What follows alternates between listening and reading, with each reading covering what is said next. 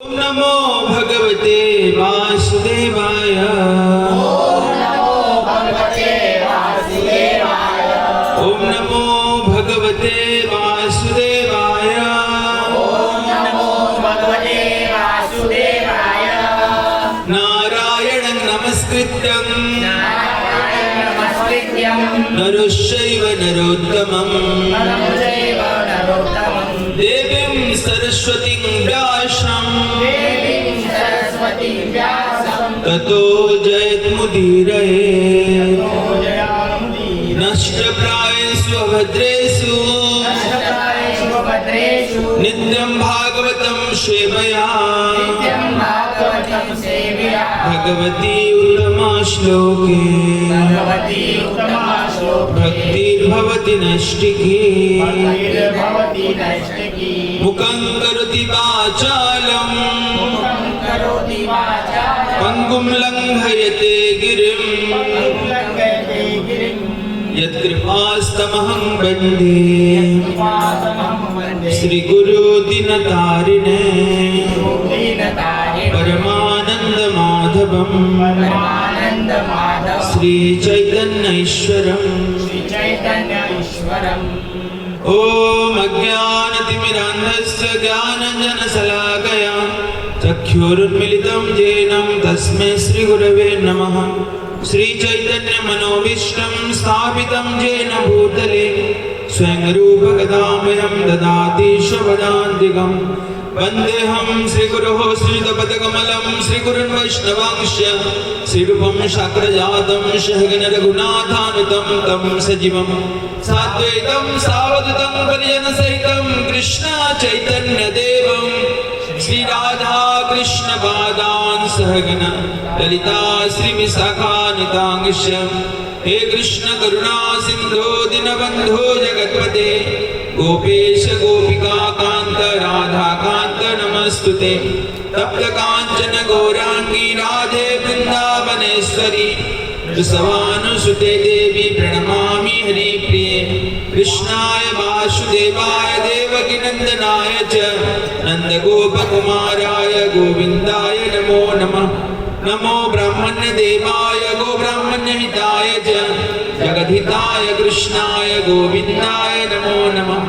प्रहापिणं नटवरवपुः कर्णयुगनिकारं विप्रद्भाषः कनककपिशं वैजयन्तीं च मालां रन्ध्रान् वेणुअधरसुधया पूरयन् गोपवृन्दे वृन्दारण्यं स्वपदरमणं प्राविशद्गीतकीर्तिं नाम संकीर्तनं यस्य सर्वपापप्रणशनं प्रणमं दुःखशमनः तं नमामि हरिर्परं। नमो विष्णुपादाय कृष्णप्रेष्ठाय भूतले श्रीमते भक्तिवेदान्त स्वामिनिति नामिने नमस्ते सारस्वते देवे गौरवाणी प्रचारिणे निर्विशेष शून्यवादि पाश्चात्यदेशतारिणे वाञ्छाकल्पतरुभ्यश्च कृपा सिन्धुभ्यश्च पतितानां पावनेभ्यो वैष्णवेभ्यो नमो नमः। जय श्री कृष्ण चैतन्य प्रभु नित्यानंद श्री अद्वैत गदाधर श्रीवासादि गौर भक्तवृंद। हरे कृष्णा कृष्ण कृष्ण हरे हरे हरे राम राम राम हरे हरे। बोलिए भगवद्वान श्रीमद् भगवद गीता की जय। आज हम श्रीमद् भगवद गीता का एक श्लोक के ऊपर चर्चा करेंगे। ये जो श्लोक मैं पढ़ूंगा ये 12 अध्याय का है। 12 अध्याय का जो नाम है भक्ति योग, भगवान को कैसा हम भक्ति कर सकते हैं, इसके ऊपर इस अध्याय में जो जितना भी श्लोक है भक्ति के ऊपर ही आधारित है। तो इसका एक श्लोक मैं उच्चारण करूंगा इस अध्याय का, 17 नंबर श्लोक। सब ध्यान से सुनिएगा। जो बोलिए यो न रुष्यति व द्वेष्टि न शोचति न कांक्षति शुभाशुभ परित्यागी भक्तिमान्यः समे प्रियः यो न रुष्यति न द्वेष्टि द्वेषति न शोचति शोचति न काङ्क्षति काङ्क्षति शुभाशुभ परित्यागी शुभाशुभ परित्यागी भक्तिमान्य समे प्रियः भक्तिमान्य समय प्रियः श्लोकानुवादं प्राप्तरे श्री श्रीमद्भजचरणारविंद भक्ति वेदांत स्वामी श्रील प्रभुपाद महाराज के द्वारा श्रील प्रभुपाद की जय अनुवाद। जो न कभी हर्षित होता है न शोक करता है, जो न तो पछताता है न इच्छा करता है, तथा सुख तथा अशुभ दोनों प्रकार की वस्तुओं का परित्याग कर देता है, ऐसा भक्त मुझे अत्यंत प्रिय है। तात्पर्य, शुद्ध भक्त भौतिक लाभ से न तो हर्षित होता है और न हानि से दुखी होता है। वह पुत्र या शिष्य की प्राप्ति के लिए न तो उत्सुक रहता है, न ही उनके न मिलने पर दुखी होता है। वह अपनी किसी प्रिय वस्तु के खो जाने पर उसके लिए पछताता नहीं। इसी प्रकार यदि उसे अभिप्सित की प्राप्ति नहीं की पाती है, अभिप्सित की प्राप्ति नहीं हो पाती है, वह दुखी नहीं होता। वह समस्त प्रकार के शुभ अशुभ तथा पाप कर्म से सदैव परे रहता है। वह परमेश्वर की प्रसन्नता के लिए बड़ी से बड़ी विपत्ति सहने को तैयार रहता है। भक्ति के पालन में उसके लिए कुछ भी बाधक नहीं बनता। ऐसा भक्त कृष्ण को अतिशय प्रिय होता है। जो न कभी हर्षित होता है, न शोक करता है, जो न पछताता है, न इच्छा करता है, तथा जो शुभ तथा अशुभ दोनों प्रकार की वस्तुओं का परित्याग कर देता है, ऐसा भक्त मुझे अत्यंत प्रिय है। हरे कृष्ण। हरे आज हम यहाँ पे आए, दूसरी बार आए हैं, तो बहुत बहुत धन्यवाद करते हैं प्रभु जी, नितेश प्रभु, आपका सब परिवार को हमको यहाँ पे बुलाए। प्रभु जी मेरे को बताए कि प्रभु जी आपका कीर्तन में सब आनंद सबको अच्छा लगा, इसलिए आपको दोबारा आपको बुला रहे हैं। तो मेरा आज एक प्रोग्राम था, प्रोग्राम में कैंसिल कर दिया, क्योंकि जो प्रेम है, भाव है ना, भक्ति खींच लेता है यहाँ भक्तों को। भगवान का हम क्या चाहते हैं? हम चाहते हैं आप सब भगवान की भक्ति करें, भगवान के साथ जुड़ जाएं। ये जो इच्छा है, भावना है, ये हमको यहाँ पे खींच लाता है। हम कोई बड़ा घर छोटा घर नहीं देखते। भगवान क्या है? भाव के भूखे। तो मेरा प्रोग्राम कैंसिल करके मैं यहाँ पे आया। तो देखिए यहाँ पे जो भगवान कृष्ण बताते हैं कि जो भगवान को भक्ति करता है, भक्ति मतलब क्या है? भगवान को प्रणाम करना, भगवान का कथा सुनना, भगवान को फूल चढ़ाना, भगवान का नाम उच्चारण करना, साधु संत को सम्मान देना, उनको घर पे बुलाना, यही भक्ति है। जो कि सत्ययुग था, सत्ययुग में लोग 50,000 60,000 साल ध्यान करते थे। 1,00,000 आयु था उस समय। उसके बाद दूसरा कौन सा आया? त्रेता युग। उस समय 10,000 साल लोग उसमें क्या करते थे? यज्ञ करते थे, बड़े बड़े यज्ञ करते थे। विष्णु त्रेता परिचर्चया, त्रेता जजति मुख्य। त्रेता युग में बड़े बड़े यज्ञ करते थे, अश्वमेध यज्ञ, गवालंब यज्ञ। वृद्ध जो बूढ़ा अश्व को, बूढ़ा को अग्नि के कुंड में आहुति दिया जाता था।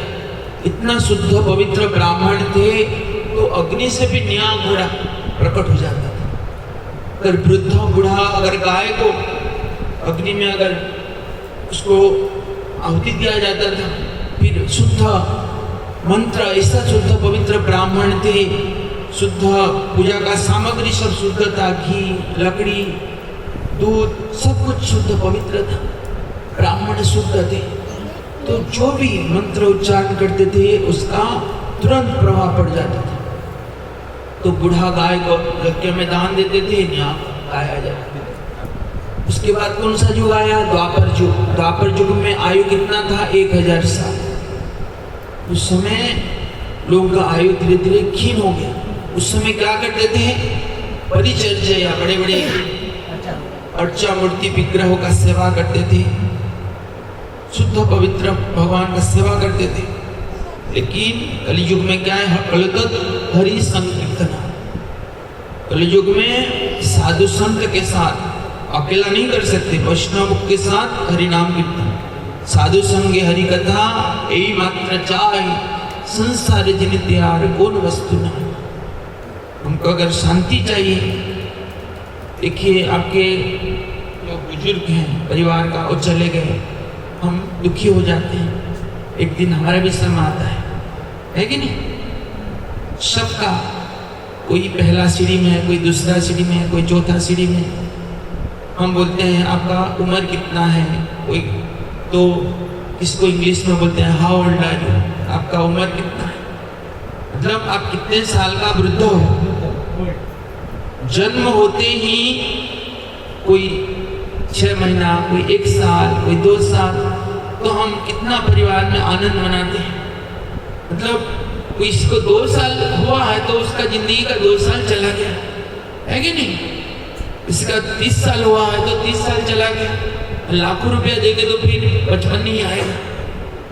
तो हम आगे जितना हमारा उम्र बढ़ रहा है, उतना साल हमारे पीछे, उतना हम जीवन बिता दिए, तो हम सब वृद्ध हैं, कोई जवान नहीं है कि नहीं?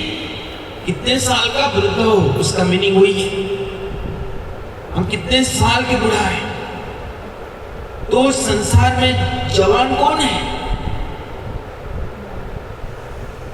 संसार में कोई भी युवक नहीं। हम देखे हैं बचपन में जन्म होते ही हॉस्पिटल में उसको आईसीयू में एडमिट हो जाता है, पता नहीं बच्चा जिंदा रहे आएगा कि नहीं। तो सभी पूरा लाइफ हमारा संकट है। तो इसलिए कलतत क्या है, हरि संकीर्तना। जीवन में दुख आएगा, हमारे जीवन में भी आएगा, संसार का लोगों का भी आएगा, लेकिन कोई भक्ति करता है तो कष्ट कैसा होता है? पैर कटने वाला था, हाथ से थोड़ा खून निकलता है, कर्मफल कट जाता है। भगवान कृष्ण बताते हैं कर्माणि निर्दहति किंतु च भक्ति भाजान। जो भक्ति करता है, जैसा आग जल रहा है, कुछ भी डाल दें वो जल जाता है। इस प्रकार जो भगवान के नाम उच्चारण करता है, हरे कृष्ण कृष्ण कृष्ण हरे हरे, हरे राम राम राम हरे हरे, हरि नाम का उच्चारण करता है। उसको मालूम नहीं नाम का मतलब क्या है, उसको मालूम नहीं क्यों किया जाता है, केवल उच्चारण कर लेता है। ऐसा दवाई हम खाते हैं उसका असर पड़ता है, हमको मालूम नहीं दवाई कौन कौन सा चीज से दवाई बनता है कि नहीं? तो नाम उच्चारण करते ही नाम का प्रभाव चालू हो जाता है। क्या प्रभाव पड़ता है? नाम करने से क्या मिलता है? ऐसा 4 पुरुषार्थ, पंचम पुरुषार्थ है धर्म अर्थ काम मोक्ष। एवं ये तो 4 पुरुषार्थ हो गए। एवं पंचम पुरुषार्थ क्या है? कृष्ण प्रेम। धर्म, आजकल बहुत लोग धर्म पालन करने के लिए गलत उपाय से पैसा कमाते हैं। वो सोचते हैं हम कुछ दान कर देंगे, गरीबों को कंबल बांट देंगे, स्कूल बना देंगे, हमारा जो पाप किए हैं वो सब चल जाएगा। ऐसा अपने मन में विचार है। एवं पाप चला जाएगा, हम स्वर्ग लोग चले जाएंगे। लोगों का यही इतना तो रहता, हम स्वर्ग जाएंगे, मतलब आर भोग करेंगे। संसार यहाँ पे भोग थोड़ा कमी है, आर भोग करेंगे।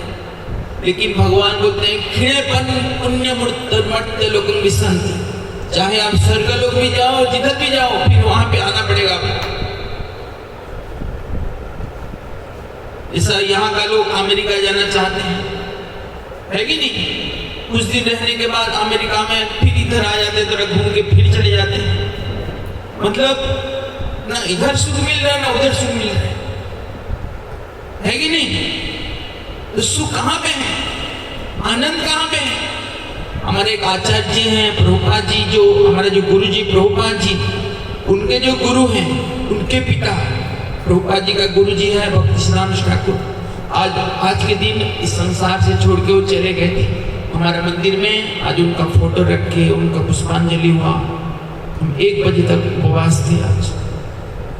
तो वो भक्ति सिद्धांत सरस्वती ठाकुर का जो पिताजी हैं एक भजन गाते हैं, उसका लास्ट सेंटेंस मैं आपको बता रहा हूँ। वो बताते हैं, अशोक अभय अमृत आधार तुम्हारे चरण द्वय, तहात एक न विश्राम लभ्या छाड़िनु भवेर भय। हे प्रभु, आपके जो चरण है क्या है? अशोक, जहाँ पे शोक नहीं है, जहाँ पे अभय, जहाँ पे भय नहीं है, अमृत, जहाँ पे मृत्यु नहीं है, वो कहाँ पे है? आपके चरण है। इस संसार में सभी भय में है। आज क्या होगा, रात को क्या होगा, काल क्या होगा, एग्जाम में फेल हो जाऊंगा तो क्या होगा। सबके जीवन में एक ही भय है। बच्चा भी भय है, जवान भी भय है। मैं शादी किया, मेरा स्त्री मेरे साथ रहेगा कि नहीं, वो भी डर है कि नहीं। अगर शादी हो गया, बच्चा होगा कि नहीं, वो डर है। अगर लड़की हो गया, लड़का होगा कि नहीं, डर है। पूरे लाइफ डर के डर भय में चल रहे हैं, है कि नहीं। फिर लड़का जब शादी हो जाता है तो पिता माता का टेंशन, हमको पूछेगा कि नहीं, वो भी टेंशन। तो बचपन से जवान तक भय रहता है। फिर क्या है, आगे फिर मृत्यु है कि नहीं। एक तो शोक में पड़ गया, दुख हो गया परिवार में, कोई कल कुछ किसी का एक्सीडेंट हो गया, कोई शरीर छोड़ दिए, इस बीमार में कोई पड़ गया, 10 लाख 20 लाख हम लोन लेके इलाज करते हैं, वो पैसा कैसा फिर चुकता करेंगे, उसमें शोक पड़ गया। फिर इधर भय भी है, अब चुकता नहीं कर पाएंगे तो क्या होगा, हमारा जमीन जायदाद कुछ कोई आले लेके चला जाएगा, फिर गवर्नमेंट, वो टेंशन है। फिर आगे फिर मृत्यु है। चारों तरफ हमारे लिए दुख ही दुख है, तो बीच में फंस गया। ऐसा भागवत में उदाहरण आता है, एक गर्भवती हरिण, उसको एक शिकारी मारने के लिए धनुष बाण लेके पूरा ध्यान से मारने के लिए प्रयास कर रहे हैं, लेकिन हरिण का इतना शक्ति रहता है, थोड़ा सा कुछ आवाज होती है और जान लेता है, इतना उसका श्रवण शक्ति है। तो वो शिकारी कितना चालाक था, वो क्या किया, एक साइड में जाल बिछा दिया, दूसरे साइड कुत्ता को रख दिया, तीसरे साइड और एक अपने कांटा बिछा दिया, लेकिन किसी तरफ से जैसा ना जा पाए, वो एक साइड वो खड़ा है। तो हरिण गर्भवती था, उस समय मैं किधर जाऊं, आगे जाऊं तो ये मारेगा, पीछे जाऊं तो जाल बिछा है, तीसरे तो कांटा है, इधर कुत्ता है, किधर जाऊं। देखिए, जानवर भी अपने जान बचाने के लिए भगवान को प्रार्थना करते हैं। कोई गाय हो, बैल हो, कष्ट अगर शरीर से खून निकलता है, आप देखेंगे उनके आंखों में आंसू आता है, उनको भी तकलीफ हो रहा है। सभी जीव जो भी संसार में शरीर मिला है, चाहे कोई मनुष्य शरीर हो, चाहे पशु शरीर हो, सबका अपने जीवन को सब भय है। कोई मालिक मार नहीं देगा, कोई हमको पीट नहीं देगा, कोई हमको जान से मार ना ले, सभी। लेकिन हम सोचते हैं कि मेरा खाली जिंदगी है, मैं कैसा सुख शांति में आनंद में रहूं, बाकी कोई कुछ भी हो, मेरा कोई लेना नहीं। जानवर को पिटाई करूं, मार दूं, कुत्ता को कुछ, लेकिन किसी को भी शास्त्र में कहा गया है, बिना कारण किसी को एक पत्थर भी नहीं मारना चाहिए। तो वो क्या किया, देखा चारों तरफ तकलीफ है, किधर मैं जाऊं, मेरा बच्चा है मेरे पेट में।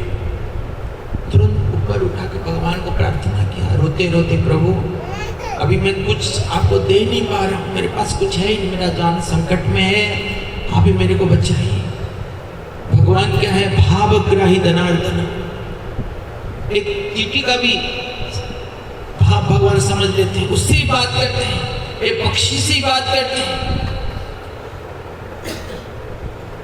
जैसे शेर है, देखते हम डर जाते हैं, लेकिन ऐसा ऐसा पक्षी है, शेर को अपना उठा के लेके चले जाते हैं, सिंह को गले को पकड़ के लेके उठा के चले जाते हैं, इतना ताकत। सबका जिंदगी सबको भय है। हम नहीं सोचना चाहिए कि कोई भी जानवर, एक सांप हो गया, पक्षी हो गया, पशु हो गया, सब एक दूसरे को मारने के लिए भगवान ऐसा सृष्टि की है, एक दूसरे को खाने के लिए। कभी भी किसी का जीवन कुछ भी हो सकता है। तो वो क्या क्या भगवान को प्रार्थना किया, तो भगवान उसका भाव समझ गए, ये अपने जान संकट में है, मेरे को पुकार रहा है। भगवान क्या किए, इतना जोर से बारिश किए, इंद्र देवता को बोले तुम जितना शक्ति और ऐसा बारिश करो ताकि उसका सब कुछ नष्ट हो जाए उसी का। इतना जोर से बारिश हुआ कि जाल टूट गया, कांटा बह गया, कुत्ता भी किधर चला गया अपने जान बचाने के लिए। धनुष बाण में क्या वो दिखाई नहीं पड़ रहा है सामने हरिण है। बाद में वो सोचा वो चला गया हरिण, अरे अपने घर चला गया सीधा। बाद में क्या हुआ, फिर बारिश कम हो गया, वो नाचते नाचते अपने जगह चला गया। तो कहने का मतलब ये है कि भगवान कृष्ण का जो शरण लेता है, तो मैं पहले बताया, जहाँ पे शोक नहीं है, जहाँ पे भय नहीं है, जहाँ पे मृत्यु नहीं है, वो कहाँ पे है, भगवान के चरण है। हम सोचते हैं अरे हम तो दिखाई नहीं पड़ रहे हैं भगवान, कौन उनको पूजा करेगा, कौन उनको ध्यान करेगा। जिसको हम देखेंगे उनको तो ना पूजा करेंगे, उनको थोड़ी हम देख रहे हैं। मन में ये भावना आता है। देखिए हर चीज को हमको दिखाई नहीं पड़ता है इस संसार में, लेकिन हमको विश्वास करना पड़ता है। हम विश्वास करेंगे तो एक चीज एक दिन सामने आ जाता है। ऐसा हवा को हम देख नहीं पाते, मन को देख नहीं पाते। जैसा मातृगर्भ में बच्चा है, बच्चा संसार में आने से पहले पिताजी शरीर छोड़ दिए हैं, जन्म होने के बाद अगर माँ पिताजी का फोटो दिखाएंगे, बेटा ये तुम्हारा पिताजी है, बच्चा को स्वीकार करना पड़ेगा। उसके भाई बहन से संतुष्टि मिलेगा, माँ ही प्रमाण दे सकता है। तो हर चीज संसार में देखो 4 प्रकार का प्रमाण है। कोई भी चीज ग्रहण करने के लिए 4 प्रमाण जरूरत है, लेकिन मैं बताऊंगा आपको 3 प्रमाण जो कि हम विश्वास नहीं कर सकते, एक ही प्रमाण जो विश्वास करते हैं। क्या है? एक प्रमाण है प्रत्यक्ष प्रमाण। कोई बोलता है मैं जो देखूंगा कोई विश्वास करूंगा। एक पात्र लाइए, लोटा, एक लकड़ी को ऊपर डुबा दीजिए, क्या दिखेगा? बैंड दिखता है। बड़े पात्र में पॉकेट में एक लकड़ी को डुबाएंगे, क्या दिखता है? बैंड दिखता है। तो आपका आंखों क्या सही है क्या? सही नहीं है कि नहीं? हम रात में सूर्य को नहीं देखते, इसका मतलब सूर्य नहीं है बोलेंगे क्या? दूसरे देश में है, लेकिन आपको विश्वास करना पड़ेगा। तो इससे क्या होता है? प्रत्यक्ष प्रमाण प्रभुत्व प्रमाण नहीं है। ये आंख हर चीज कभी कभी धोखा दे देगा, है कि नहीं? अब जैसा कभी कभी रास्ता में आप जा रहे हैं, ऐसा लगेगा कि आगे एक झील है, पानी है, ऐसा लगता है। जितना आगे जाएंगे आगे पानी है, लेकिन पानी है ही नहीं, रेगिस्तान जैसा है। तो प्रत्यक्ष प्रमाण प्रभुत्व प्रमाण नहीं है। द्वितीय प्रमाण क्या है? ऐतिह्य प्रमाण। जैसा हम इतिहास में पढ़ते थे, मोहनजोदड़ो हड़प्पा सभ्यता ख्रीष्टपूर्व इतना शताब्दी में इस जगह में आविष्कृत हुआ था। दूसरा ऐतिहासिक बोलेंगे नहीं, इस टाइम पे नहीं, आज दूसरे अपने हिसाब से टाइम बताएंगे, कोई पॉइंट को बर्बाद नहीं करते। इससे प्रमाण ऐतिह्य प्रमाण भी प्रभुत्व प्रमाण नहीं है। तृतीय क्या है? अनुमान प्रमाण। जैसा हम 1990 मसीहा में सुनते थे कि 2000 में पूरा पृथ्वी प्रलय हो जाएगा, सब पानी में डूब जाएगा। 2000 आया, बाद में बोले 2010 में होगा, 2010 भी चला गया। बाद में बोले 2015 में होगा। पूरा ऊपर से कुछ ऐसा कुछ एक शक्ति आ रहा है, जमीन पे गिरते ही सब नष्ट हो जाएगा। हम सुनते थे 2015 भी चला गया, बाद में 2020 आ गया, फिर भी ऐसा। तो अनुमान प्रमाण प्रभुत्व प्रमाण नहीं है। चौथा क्या है? श्रुति प्रमाण। वेद का दूसरा नाम क्या है? श्रुति। पहले लोग सुन के ध्यान सुन के याद करते थे, इतना स्मरण शक्ति था। एक बार गुरुजी बता देते थे ध्यान से, मरते दम तक उसको नहीं भूलते थे। तो उसी श्रुति वेद में क्या लिखा है? गंगा जल पवित्र है।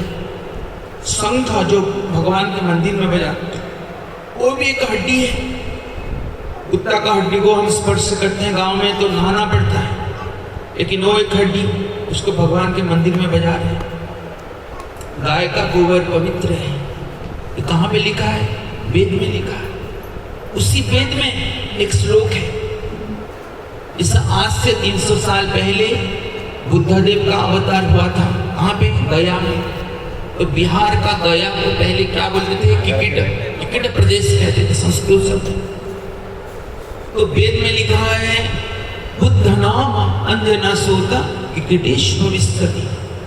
बुद्धदेव का अवतार किकिट प्रदेश में होगा। कब लिखा था? 5000 साल पहले व्यासदेव लिख के गए थे। आज से 300 साल पहले बुद्धदेव का अवतार कोई गया में हुआ है।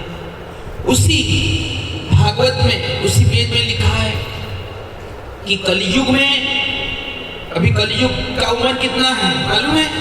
5115 साल हुआ है।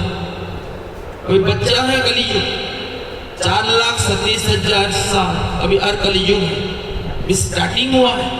तो लास्ट में भगवान किस घर में जन्म होंगे, उनका पिता का नाम क्या है, कौन से कुल में जन्म होंगे, कौन से गांव में जन्म होंगे, वो भी भागवत में लिखा है। क्या लिखा है? संबल ग्राम मुख्यस्य ब्राह्मणस्य महात्मन जनिता विष्णु यशा सकड़ी प्राद भविष्यति। संबल ग्राम में आएंगे, ब्राह्मण कुल में आएंगे। फिर ऐसा उनका पिता का नाम क्या है? विष्णु जैसा के पुत्र रूप में आएंगे। फिर कौन सा टाइम पे आएंगे? अतसो युग संध्यायो दस्यु प्रायसु राजेषु। कलयुग के अंतिम में आएंगे। उस समय कैसा कलयुग होगा? राजा लोग दस्यु बुद्धि करेंगे। अभी देखिए कितना लोगों से टैक्स ले रहे हैं। दूध का जीएसटी लेना पड़ता है, खाने पीने का हर चीज का जीएसटी है कि नहीं? तो पहले कलयुग अंतिम में इतना लोगों से कर ले लेंगे, खजना ले लेंगे कि लोग घर छोड़ के भागेंगे जंगल में अपने जान बचाने एवं फल फूल मल खा के वो जिंदा रहेंगे। ऐसा लिखा है।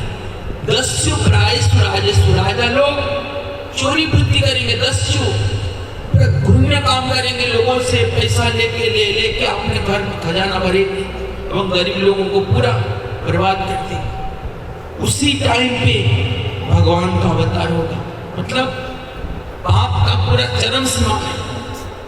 अतसो युग संध्या दस्यु प्रायसु राजेषु जनिता विष्णु जैसा के पुत्र रूप में भगवान आएंगे। कलिप्राद भविष्यति। उस समय कलयुग का पूरा अंतिम टाइम भगवान घोड़ा में बैठ के पूरा जो भी अधर्म पाप सबको नष्ट कर देंगे। उसके बाद भी सत्य युग आएगा। तो हम इसी टाइम पे, हम अभी धन्य कली कहा गया कि इसी प्रथम संध्या है। इसी टाइम पे आज से 500 साल पहले स्वयं कृष्ण आए थे इस धराधाम पे चैतन्य महाप्रभु के रूप में।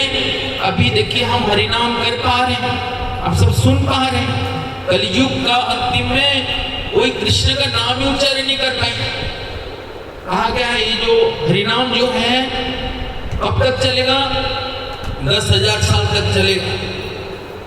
हमारा जो प्रभुपाद जी बोले ये संस्था जो है हरे कृष्ण मूवमेंट 10,000 साल तक चलेगा। अभी कितना साल हुआ है? 50 साल हुआ है। अभी 5 महीना का बच्चा है 20 का, मालूम है? 5 महीना का बच्चा है, सारा दुनिया में कैसा डंका बजा दिया बताइए। कोई देश नहीं है जहाँ पे हरे कृष्ण कीर्तन नहीं हो रहा है। हिंदू मुस्लिम सिख ईसाई क्रिश्चियन सभी, क्योंकि भगवान कृष्ण सबका है। ऐसा क्वेश्चन पेपर पढ़ता है स्कूल में, हिंदू के लिए अलग, मुस्लिम के लिए अलग, क्रिश्चियन के लिए अलग होता है क्या? एक ही क्वेश्चन पेपर। ऐसा सुना, आप बोलेंगे कि हिंदू का सुना है, मुस्लिम का सुना तो सुना ही है कि नहीं? उसी प्रकार हरिनाम सबका है। तो प्रभुपाद जी बोले हैं 10,000 साल तक ये संस्था चलेगा। अगर अंदर के अंदर मंदिर के अंदर कोई झगड़ा झाटी नहीं होगा तो बाहर का सारा दरवाजा मैं बंद कर दिया। लोगों का जो भी क्वेश्चन है, सवाल है, आर्गुमेंट है, सभी क्वेश्चन का आंसर मेरा भगवत गीता में, भागवत में है। लेकिन अंदर कोई भक्तों में झगड़ा ना हो, ये संस्था 10,000 साल तक चलेगी। कोई भी कैसा भी क्वेश्चन पूछे, सब उत्तर प्रभुपाद जी दे दिए ग्रंथ। तो कलियुग 10,000 साल तक अभी हम ये हरिनाम कीर्तन कर पाएंगे, तो हम क्या 10,000 साल जिंदा रहेंगे, क्या बताइए? किसी का 10 साल होगा, किसी का 20 साल, किसी का 25 साल। तो इस कम टाइम में ऐसा क्या करेंगे जो कि सत्य युग, त्रेता युग, द्वापर युग में यज्ञ करके, दान करके, पूजा अर्चना करके, ध्यान करके जो नहीं पाए, इस कलयुग में वो चीज हम प्राप्त कर सकते हैं कम टाइम में। इसका क्या रास्ता है हमको जानना है, क्योंकि भगवान कृष्ण बोल रहे हैं, जैसा कोई दुकान देता है, दुकान के सामने बोर्ड लगा देता है कि गोविंद भजनालय, श्याम स्टोर, कुछ नाम देता है। ऐसा भगवान जब इस संसार बनाए तो बोर्ड लगा दी है, क्या है? दुखालयम अशाश्वतम। इस संसार में तुम कुछ भी करो, लास्ट में ऐसा ही तुम परेशान होके, हरास होके तुम्हारा शरीर जाएगा। दुखालयम, ये क्या है? अशाश्वतम। जो कुछ है वो टेम्पररी है। 99% लोग ये समझ नहीं आते इसको, वो खाली प्रेजेंट को देखते हैं, अभी चल रहा है ना, आगे क्या होगा क्या पता। देखिए, मैं आप प्रैक्टिकल आपको एग्जाम्पल दे रहा हूँ। हमारे गांव से कुछ रिश्तेदार आए थे मुझे मिलने के लिए, आज से 1 साल पहले की बात है। उनका कोई यहाँ पे रहते हैं बॉम्बे में, तो मंदिर आए तो मैं उनको अच्छी सब जगह घुमाया, दर्शन कराया, हमारा जो गोपाल प्रसाद हमारे में प्रसाद खिलाया, ये ठाकुर जी का जो प्रसाद है, लड्डू, केक, सब उनको पैकिंग करके दिया। तो मैं बोला आप कैसा जा रहे हैं फिर घर? तो उनका जो रिश्तेदार में जो यहाँ के जो हैं, वो बोले कि हम जो बस जा रहा है, बस चलता है प्राइवेट गवर्नमेंट बस, उसमें हम जाएंगे। मैं बोला इतना, फिर 3 बस चेंज करना पड़ता है उनके घर जाने के लिए। बीच में एक रेलवे प्लेटफॉर्म में आता है, रेलवे पटरी पार करना पड़ता है। मैं बोला इतना क्यों आप टेंशन ले रहे, गाड़ी में बुकिंग कर लेता हूँ, टैक्सी में बुकिंग करके आप चले जाइएगा। लेकिन मेरे बात नहीं सुनी। इतना 4-5 आदमी आए थे, बस में बैठ के गए, एक जगह उतरे, फिर दूसरा बस चलती, फिर तीसरा बस चलती। तो जब उनके घर जब जा रहे हैं, बीच में एक पटरी आता है, ट्रेन पटरी, उधर से ट्रेन आ रहा है। गांव वाले हैं, उनको मालूम नहीं शहर में इतना 2-2 मिनट में कैसा ट्रेन आता रहता है।